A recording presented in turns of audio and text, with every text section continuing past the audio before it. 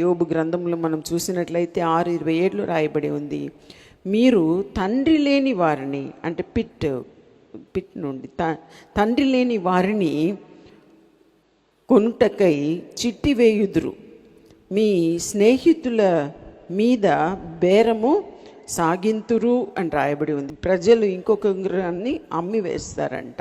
ఇంకా మన నాలుక గురించి రాయబడి ఉంది. కీర్తనల గ్రంథం 5వ అధ్యాయం 5:9 కీర్తనల గ్రంథం 5:9 రాయబడి ఉంది, వారి నోట యథార్థత లేదు. వారి నోట ఏం లేదంట? యథార్థత లేదు. వారి అంతరంగము నాశనకరమైన గుంట అని రాయబడి ఉంది.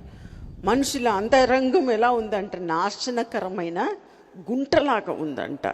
అక్కడ రాయబడి ఉంది, వారి కంఠము తెరిచిన సమాధి. నోరు తెరిచితే అది ఎలా ఉందంట? సమాధిలాగా ఉందంట. మీరే చదివి చూడండి, అక్కడ రాయబడి ఉంది కీర్తనల గ్రంథం 5:9. వారి నోట యథార్థత లేదు, వారి అంతరంగము నాశనకరమైన గుంట, వారి కంఠము తెరిచిన సమాధి, వారి నాలుకతో ఇచ్చకములు ఆడుదురు అని చెప్పి రాయబడి ఉంది. అంటే మన నాలుక, ఒక క్రైస్తవులుగా మన నాలుక అలా ఉండకూడదు. అంటే ఇంకా దానిలో మనం ముందు మనం చూసినట్టయితే అదే కీర్తన గ్రంథం 5:10 మనం చూస్తున్నాం, దేవా వారు నీ మీద తిరుగుబడి ఉన్నారు, వారిని అపరాధులుగా తీర్చుము, వారు తమ ఆలోచనల్లో చిక్కుబడి కూలుదురుగాక, వారు చేసిన అనేక దోషములను బట్టి వారిని వెలివేయము అని చెప్పి రాయబడి ఉంది. అంటే ఈ వాక్యం మనం చూసినట్లయితే ఫస్ట్ ఈ వాక్యంలో ఇలా ఉంది 5:9, ఇంకా 5:10 చూస్తే ఇలా ఉంది, అలా చేయండి ఇలా చేయండి అని. అంటే ఈరోజు మనం కొత్త నిబంధన కాలంలో ఉన్నాము కాబట్టి ఎవరిని మనం శపించవలసిన అవసరం లేదు. గుంటలో పడవేయాలని, అలా చేయాలని, ఇలా చేయాలని మనం ఏమిటి? మన బైబిల్ మొత్తం చదువుతామండి. నేను చదువుతాను, నేను 5 భాగంగా బైబిల్ రోజు చదువుతాను, 5 భాగంగా చదువుతాను. ఆదికాండం నుండి, ఆదికాండము, సామెతలు, కీర్తన, తర్వాత కొత్త నిబంధన, తర్వాత పత్రిక భాగము అని చెప్పి 5 భాగంగా చదువుతాను. అలా చదువుతూ ఉన్నప్పుడు కొన్నిసార్లు అనిపిస్తుంది ఇది కరెక్ట్గా ఉంది, అది కరెక్ట్గా ఉంది. అంటే మీరు బైబిల్ చదువుతున్నప్పుడు ఆ బైబిల్ మీతో మాట్లాడాలండి. అప్పుడు దానికి అర్థం ఉంది. ఏదో బైబిల్ చదవాలి చదవాలి చదవాలి చదవాలి. నేను కూడా ఎన్నోసార్లు చదివాను. ఎన్నిసార్లు చదివినా నాకు బైబిల్ చాలా ఇంట్రెస్టింగ్గా ఉంటుంది. అందుకే ఇంకా ప్రసంగం చేస్తున్నాను. ఇంకా నేను అనుకుంటున్నా 27 సంవత్సరాల పైన. ఎందుకు ఆలోచించాలి, శామ్ పుట్టినప్పుడు ఫుల్ టైం మినిస్ట్రీకి వచ్చానండి. అప్పటి నుండి 28 years అయిందండి ఫుల్ టైం మినిస్ట్రీకి వచ్చి. అందుకు ముందు కూడా వెళ్ళే వాళ్ళము మీటింగ్కి, కానీ తర్వాతనే కొద్దిగా తెలుగు ఎక్కువ మంచిగా నేర్చుకొని, నేను త్వరగా నేర్చుకున్నాను తెలుగు. ఎందుకంటే నేను కర్ణాటకలో చదివాను, నేను పుట్టి పెరిగింది కర్ణాటక. తర్వాత తమిళనాడుకి వెళ్ళాను, తమిళనాడులో కొన్ని సంవత్సరం ఉన్నాను. తర్వాత మళ్ళీ బెంగళూరు వచ్చాను, మళ్ళీ అక్కడి నుండి ఆంధ్ర వచ్చాను. ఆంధ్ర వచ్చి ఇప్పుడు తెలంగాణ అయిపోయింది. దేవుని స్తోత్రం. ఎనీవే, సో అందుకని అన్ని సౌత్ ఇండియన్ భాషలన్నీ మాట్లాడతాను. దేవునికి స్తోత్రం. సరే, అయితే మనం చూస్తున్నాము ఇక్కడ రాయబడి ఉంది, కీర్తన 7:15 రాయబడి ఉంది, వాడు గుంట తవ్వి దానిలో లోతు చేసి ఉన్నాడు, తాను తవ్విన గుంటలో తానే పడిపోయాను. అంటే ఇది అందరికి తెలిసిన ఒక మాట. ఇది ఏమని? వారు తవ్విన గుంటలో వారే పడతారు. అందుకని ఎవ్వరు భయపడకండి. మీకు ఎవరైనా గుంట తవ్వుతున్నారు అంటే, గుంట అంటే ఇక్కడే మట్టిలో తవ్వుతున్న ఈ గుంట కాదండి.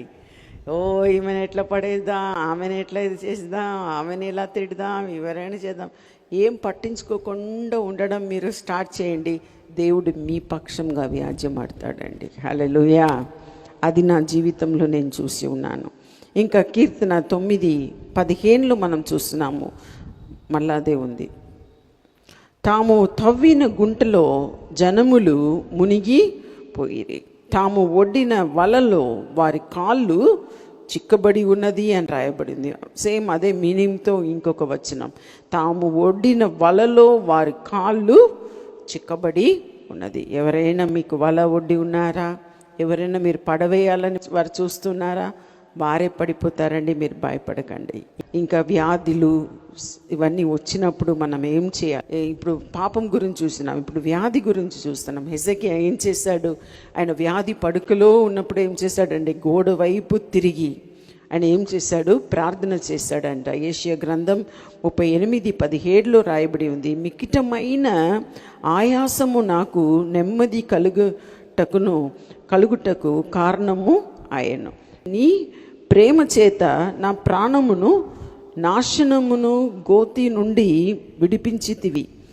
నీ వీపు వెనుక తట్టు నా పాపములన్నీ నీవు పారవేసితివి అని రాయబడి ఉంది.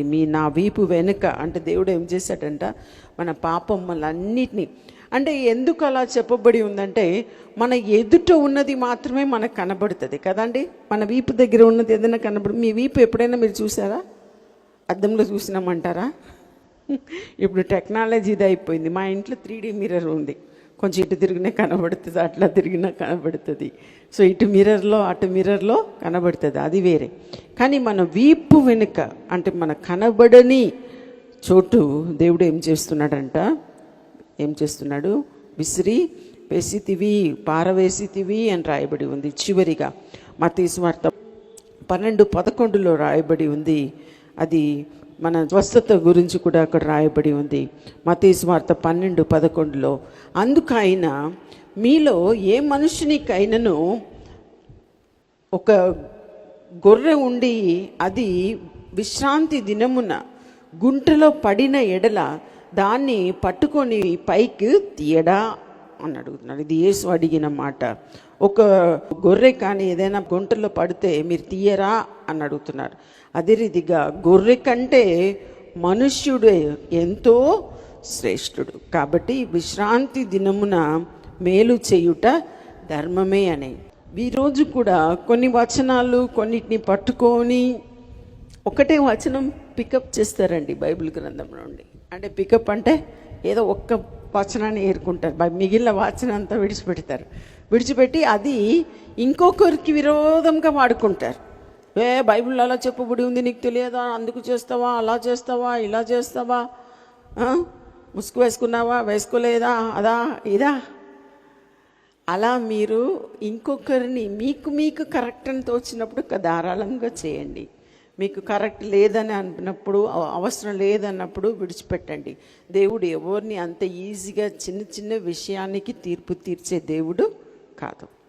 సో మీ మనసు నిమ్మలంగా ఉంచి మిమ్మల్ని మీరు తీర్పు తీర్చకుండా, మీ పక్కని వారిని తీర్పు తీర్చకుండా, ఇంకొకరిని గుంటలో పడవేయకుండా ఇంకొకరిని క్షమించండి, దేవుడు మిమ్మల్ని క్షమిస్తాడు. ఇంకొకరిని ప్రేమించండి, దేవుడు మిమ్మల్ని ప్రేమిస్తాడు. ఇంకొకరికి సహాయం చేయండి, దేవుడు మీకు సహాయం చేస్తారు. మీరు ఇతరులకు మీరు ఏం చేస్తారో అట్లనే దేవుడు మీకు చేస్తారు. మనుషులు చేస్తారని చెప్పట్లేదు, దేవుడు మీకు చేస్తాడండి. హల్లెలూయా. హాయ్, ఈ వీడియో ద్వారా మీరు దీవించబడినట్లయితే మరి తప్పకుండా లైక్ చేయండి. తెలిసిన వారికి ఈ వీడియోని షేర్ చేయడానికి మర్చిపోకండి. ఇంకా మరి వీడియోల కొరకు సబ్స్క్రైబ్ చేయడానికి మర్చిపోకండి. ప్రభు మిమ్మల్ని దీవించును గాక.